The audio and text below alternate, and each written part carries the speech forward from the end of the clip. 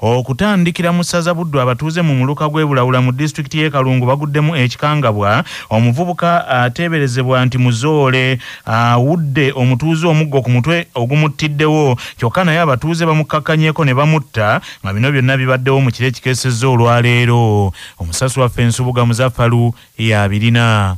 Ekikangabwa kino kiguddewo ku ssaawa nga 3:30 ez'ekiro ekikeesezza olwaleero kibadde ku kyalo Kabuye mu muluka gw'Ebulawula. Omuzeeyi omuvubuka gwalirise omuggo ku mutwe n'afiirawo ategeerekeseeko lya Misaago wa myaka nga 6. Omuzeeyi ono kati omugenzi Misaago yazze ku dduuka okugula butto wayiseewo akaseera mpaawo kaaga omuvubuka ono ateeberezebwa okubaako ekikyamu ku mutwe n'ajja ng'alibute ng'aliko n'ebigambo byayogera n'akuba omuzeeyi ono omuggo ku mutwe ogwamuttiddewo saako okukuba abatuuze abalala abaabaddewo ne beesansabaga. Oluvannyuma omuvubuka ono yeesoze ekimu ku bisenge mu kitundu kino abatuuze naye mu busungu obungi kwe kumukubirayo amayinja n'emiggo ebyamuttiddewo. Oluvannyuma poliisi okuva mu kibuga eky'Erukaya n'ey'e Kalungu zizze mu kiro ekyo ne zijjawo emirambo gy'abana ababiri nye gitwalibwa mu ggwanika e Masaka ng'okunoonyereza ku kikangabwa kino bwe kugenda mu maaso. Omutuuze omu Ddungu Akram omu ku babaddewo ng'enjega eno egwawo ayongedde okutubuulira embeera nga bwe yabadde. Baamulabye nga ali bwereere nga tayambadde ng'ali mu suuti ya Adamu era kigambibwa omuvubuka oyo ennaku zino abadde yasootingamuko ku mutwe era yazze ayogera ebigambo mayembe n'akwata ekiggo n'akironda awo mu luggya. Kati abantu bonna ne badduka. Jjuka abadde budde bwa kiro omuntu yeeyambudde kati gwe yakwasizza omuzeeyi yabadde nga ayagala okudduka gwe bayita Misaago n'amukuba omuggo ku mutwe. Omuggo ogwo muzeeyi n'agwa teyazzeemu n'akubawo n'abantu abalala awo abantu ne badduka ne bakuba enduulu. Ku lwa CBS leediyo y'obujjajja Nsubuga Muzaffalu e Kalungu mu Buddu.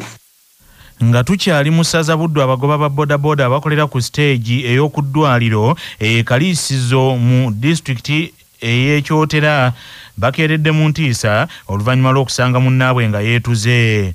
Owa bodaboda ono Kakumba Jackson yakazibwako erya Jackie asangiddwa nga yeetugidde ku kyalo lwaggulu Endeeta naye ng'ono abadde abeera Kalongo mu ggombolola ya Ssaabaddu Kagolo. Kyokka aba bodaboda abadde bakola n'ono bakubaganya empawa ku ngeri gye yeetuzeemu nga bagamba nti Jackie yandibanga bassemutte ne bamuleeta buleesi mu kifo ekyo. Tosobola kuŋŋaata omuntu weetuze kusaidi omusajja guli negudde n'omugwa kuliko empulutuzo kubulawo nga teguliye nga ate omukolo kunatugidde kikolo kya kitunda katuba kano kebateeka mu nnimiro sigamba nti kiwanvu wabaka nakewuzise n'omukata gumukuteeko wadde sigamba nti omukwa gumukutte mu bulago negumunyweza. Poliisi y'e Lusaka wamu n'ey'e Masaka zitandise okunoonyereza ku nsonga eno. Mu ssaza Buweekula minisita owa bonna bagaggawale Haji Kyeyune Haruna Kasolo alabudde abawozi b'ensimbi e Mubende. Omusasi waffe Ssebuufu baana ba Kintu Kaabikuwe. Minisita ow'ebibiina by'obwegassi Haruna Kasolo alabudde abawozi b'ensimbi bonna mu ggwanga nti abatyenyigira mu mulimu guno nga bamenya amateeka nti kubanga layisinsi zaabwe zaggwako dde era tezizibwanga bujja. Haruna Kasolo bino abyogeredde Mubende bw'ategeezezza nti yeewuunya okulaba nga wakyaliwo abantu abeenyigidde mu mulimu guno ogw'okuwola ensimbi. Kyagambye nti kino bakikola mu bukyamu nti kubanga tebalina layisinsi. Ono wano wasinzidde n'ategeeza nti bano bakyabeekenneenya okulaba etteeka ki mwe bagenda okukolera era nga kino baakikola oluvannyuma lw'okubanga baali babinika ensimbi nnyingi nnyo eri bannayuganda nga babawoza ensimbi, ekintu ekisibye abasinga obungi mu bwavu. Agenda kukolanga abantu nga bwawola akakadde abajjako emitwalo 28 buli mwezi. Bano abawola bawola emitwalo basasula 2-3 mu kakadde. Ebyo byonna pulezidenti yabikozeeko naye ffe baatuba okutereeza mu nkola ndowooza ffe sebwana DC okusaba mukolere abantu bano kigambe pulezidenti. Bano abantu baagala nnyo ensi yabwe baga pulezidenti Museveni. Ssebuufu baana ba Kintu Kironde, CBS FM e Mubende. Musaza Maokota district y'empigi edduukiridde essomero lya primary erya bonna basome eribadde teririna yadde kaabuyonjo emu bweti oluvannyuma lw'eyo eyaliwo okusuulibwa kibuyaga. Omusasi waffe Patrick Serugo y'abirina. Essomero eridduukiriddwa lirya Kisamula Catholic Primary School mu ggombala y'e Muduuma Mpigi nga lina essomero okuviira ddala mwezi ogwokubiri omwaka guno teririna kaabuyonjo ng'ate lirina abayizi abasukka mu 400. Kinajjukirwa nga mwezi ogwokubiri kibuyaga yasula kaabuyonjo emu yokka yali ku ssomero eryo n'asula ne kaabuyonjo y'essomero lya St. Charles Wanga Primary School Muduuma lwakuba bba ab'e Muduuma baalina kaabuyonjo 2. Bano abakisamula Catholic Primary School olw'okuba baalina kaabuyonjo emu yokka nga n'abasomesa gye bakyamamu. Omulambuzi w'amasomero mu disitulikiti y'Empigi Katongole Gerard ategeeza CBS nti kyekyawaliriza disitulikiti y'Empigi okukyusa ensimbi ezabadde zigenda okuzimba kaabuyonjo mu ssomero ery'enjawulo ne baziwa ery'ekisamula nga kati abakozi bakola butaweera okulaba nga bamaliriza omulimu gw'okuzimba kaabuyonjo eyo. Ye akulira ebyenjigiriza kakiiko akafuzi aka disitulikiti y'Empigi Sendiowa Francis bw'abadde alambula omulimu gw'okuzimba kaabuyonjo eyo etuusa okukomererwa agambye nti mu bbanga lya sabbiiti 2 oba omwezi ejja kuba ekwasibwa essomero. Neyebaza Kereziya y'Ekisamula okwazika essomero eryo kaabuyonjo kyokka n'asaba gavumenti eyongere ssente mu masomero ga bonna basome nti olw'okuba mangi gali mu mbeera mbi. Twebaza abatuuze b'Ekisamula n'olukiiko lw'ekyalo nti toyireti enkadde ate bekozemu omulimu okugiddaabiriza wamu ne Father Kato Muduuma Parish Priest atuyambeko okuddaabiriza ttooyi ya St. Charles Lwanga naye nga tuli mu kaweefube okulaba nga ate kitwongerayo okulaba nga twongera obuweereza. Tusaba gavumenti etongere ku ssente mu disitulikiti y'Empigi obwetaavu bungi nnyo ate ng'ebizibu bingi nnyo kubanga amasomero mangi nnyo agatalina kaabuyonjo. Kuba CBS nze Patrick Serugo. Musaza Maogola abakristu b'ekisomesa ekya St. Charles Lwanga budde butakya ku kigo kye Buseeka esemba bule musaza l'Eklezia Katolika eri e Masaka babakanye n'eddimu ery'okunoonya ensimbi obukadde 15 okumaliriza ennyumba y'Omukama. Omusasi waffe Omulangira Jimmy Sekabiito y'abirina. Eklezia y'ekisomesa kino emaze ebbanga ng'ezimbibwa era nga yabalirirwamu ensimbi ezisoba mu bukadde 10 ng'ewedde bulungi era mu kiseera kino okuzimba kwaggwanga kati ensimbi ze banoonya obukadde 15 za kulaba nga bakola omulimu ogwa finishing okulaba nga ennyumba y'Omukama etemagana.